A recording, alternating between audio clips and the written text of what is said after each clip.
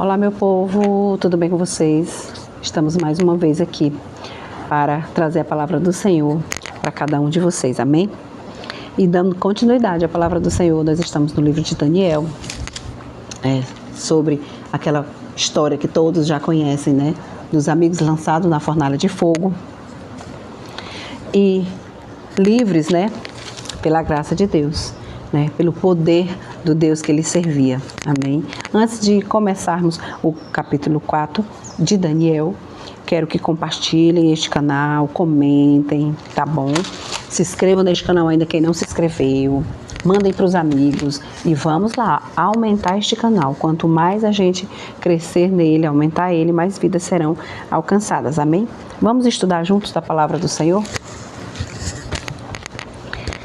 No verso 4 de Daniel, fala o seguinte: a loucura de Nabucodonosor. O rei Nabucodonosor, de todos os povos, nações e homens de todas as línguas que habitam em toda a terra, paz vos seja multiplicada. Pareceu bem fazer conhecidos os sinais e maravilhas que Deus Altíssimo tem feito para comigo. Quão grandes são os seus sinais e quão poderosas as suas maravilhas. O seu reino é reino sempiterno e o seu domínio de geração em geração. Eu, Nabucodonosor, estava tranquilo em minha casa e feliz no meu palácio. Tive um sonho que me espantou e quando estava no meu leito, os pensamentos e as visões da minha cabeça me perturbaram. Por isso, expedi um decreto pelo qual fosse introduzido na minha presença todos os sábios da Babilônia, para que se pudesse interpretar o sonho. Então entraram os magos, encantadores, caldeus e feiticeiros, e lhes contei o sonho, mas não fizeram saber sua interpretação. Por fim se apresentou Daniel, cujo nome é Beltesazar, segundo o nome do meu Deus, e no qual há um espírito dos deuses santos. E eu lhe contei o sonho, dizendo: Beltesazar, chefe dos magos, eu sei que há em ti o espírito dos deuses santos, e nenhum mistério de ti é difícil. Eis as visões do sonho que eu tive, dize-me a sua interpretação. Eram assim as visões da minha cabeça. Quando eu estava no meu leito, eu estava olhando e vi uma árvore no meio da terra, cuja altura era grande. Crescia a árvore e se tornava forte, de maneira que a sua altura chegava até ao céu, e era vista até os confins da terra. A sua folhagem era formosa e o seu fruto abundante, e havia nela sustento para todos. Debaixo dela os animais do campo achavam sombra, e as aves do céu faziam morada nos seus ramos, e todos os seres viventes se mantinham dela. No meu sonho, quando eu estava no meu leito, vi um vigilante, um santo que descia do céu, clamando fortemente, dizendo: derribai a árvore, cortai-lhe os ramos, derriçai-lhe as folhas, espalhai o seu fruto, afugentem os animais debaixo dela e as aves dos seus ramos. Mas a cepa com as raízes deixai na terra, atada com cadeias de ferro e de bronze na erva do campo. Seja ela molhada do orvalho do céu, e a sua porção seja como os animais, a erva da terra. Mude-se-lhe o coração, para que não seja mais coração de homem, e lhe seja dado coração de animal, e passem sobre ela 7 tempos. Esta sentença é por decreto de um vigilante, e esta ordem por mandado dos santos, a fim de que conheça os viventes, que o Altíssimo tem domínio sobre o reino dos homens, e o dá a quem quer, e até ao mais humilde dos homens constitui sobre eles. Isto vi eu, rei Nabucodonosor, em sonho. Tu, pois, ó Beltesazar, dize a interpretação, porquanto todos os sábios do meu reino não me puderam fazer saber a interpretação, mas tu podes, pois há em ti um espírito dos deuses santos. Amém? Vamos ficar até o 18. No próximo vídeo eu coloco para vocês o restante. A gente vai ficar por aqui e eu vou explicar para vocês até aqui. O que acontece é que depois de todos os feitos que ele presenciou do Deus Altíssimo, né, do Deus de Israel, ele reconhecia muitas vezes, ele andou muito reto muitas vezes, ele honrou o Deus de Israel, mas por muitas vezes ele, de coração endurecido, ele liderou aquele povo com mão dura, né, de coração duro, e ele também tinha muita altivez. Muitas vezes a soberba dele era muito maior, o orgulho dele, porque ele como ele era o rei de toda aquela região, de todas aquelas nações, ele se achava, ele é todo poderoso, ele é rei de tudo, a soberba tomava conta e o orgulho. E isso desagradava o Senhor, não é bom, né? Nunca foi, né? A palavra do Senhor sempre diz que a soberba e o orgulho nos atrapalha muito. Então, o que atrapalhava ele era essa soberba e essa altivez de Nabucodonosor, né?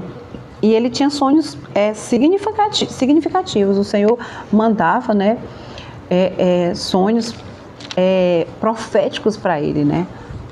Muitas vezes o avisando, dando chance para ele entender o que estava acontecendo. Ali a palavra diz que ele chamou novamente todo o povo de adivinhos da região.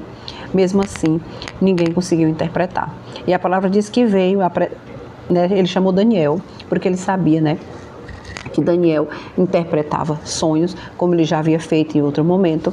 E ele diz: tu que eu constituí, né, como governador e líder de todos os outros, ele solicitou para que ele interpretasse esse sonho.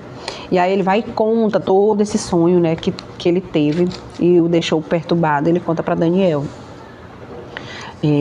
Aí bem no início ele fala, né, como que é o nome de Daniel.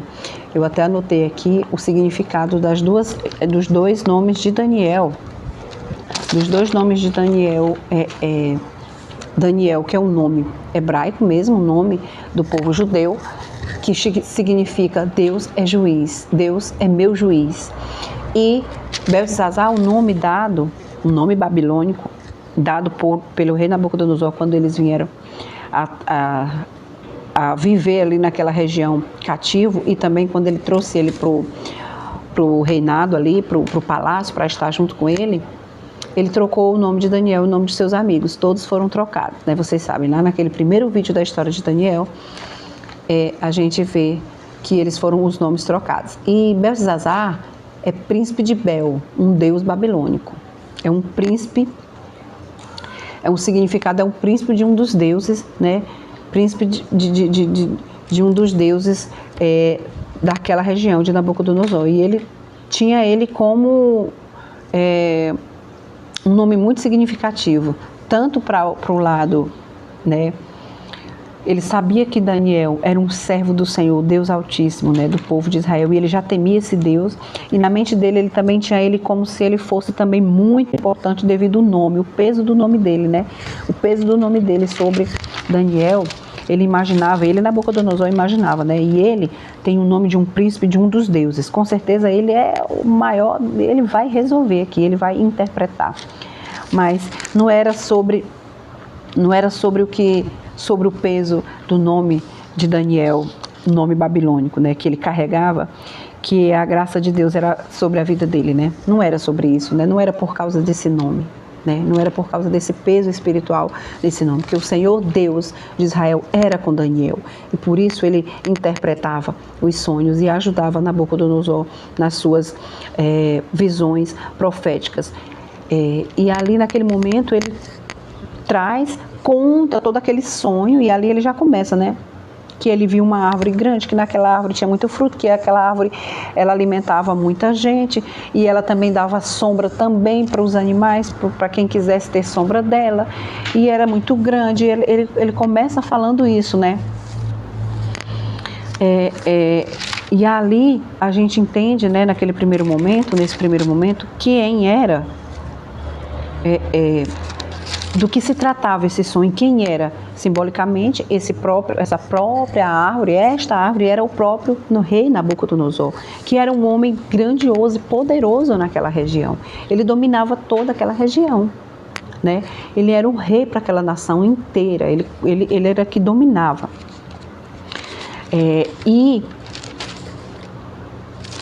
a palavra no início do texto diz que nesse dado momento o Senhor já ia agora tratar o rei Nabucodonosor, tratar ele, buscando, trazendo ele a memórias de visões, mostrando para ele o grande poder que ele tinha e por que ele tinha e aonde ele estava, porque foi o Senhor Deus de Israel que manteve, a palavra do Senhor diz que Deus abençoou ele também sobremaneira, né, naquele tempo, por conta que ele também se reconheceu. Quando os meninos foram livrados da fornalha, ele também reconheceu o Senhor, e o Senhor livrou ele de muitas batalhas, de muitos inimigos, manteve aquele reino ali de pé. Só que ele, muitas vezes, ele se esquecia, porque ele, hora instante, ele queria exaltar ele mesmo, né? Como ele grande, que ele que dava conta que ele fazia tudo aquilo. Não era ele que fazia, era Deus. Então, quantas vezes na nossa vida as coisas acontecem e a gente não exalta o Senhor? A gente pensa que é por nossos próprios méritos. E aonde o Senhor nos coloca, onde o Senhor nos colocou, o que o Senhor faz na nossa vida, as bênçãos que Ele nos concede, os livramentos que Ele nos dá, não é nada sobre nós. Não é nada que nós, de nosso próprio saber, querer e da nossa própria força que fazemos. É tudo do Senhor, é o Senhor que faz. Então, quando a gente tem essa consciência de honrar o Senhor a todo tempo, honrar ao Senhor, quem somos nós? Se ele tivesse se ligado, né, observado todas as coisas, não vinha nenhum tipo de sentença para ele, não vinha nada em relação tão pesada para Nabucodonosor. Aqui no verso 4 a gente vai estudar sobre a loucura dele. Então ele teve um tempo aí de loucura, louco. Olha o que é soberba e o orgulho, né? E a ingratidão e o pecado do nosso coração pode nos levar. Como é que está sendo o nosso proceder? O meu proceder, o seu proceder, diante das coisas do Senhor. Então nós possamos aqui, até aqui, refletir nessa palavra. Até aqui, Senhor. Aqui ele se engrandeceu, né? O sonho ele já engrandece ele, né? Tipo, é uma árvore grande, muito frondosa, que fez isso e fez aquilo. E outra coisa também é ele honrar e saber que Daniel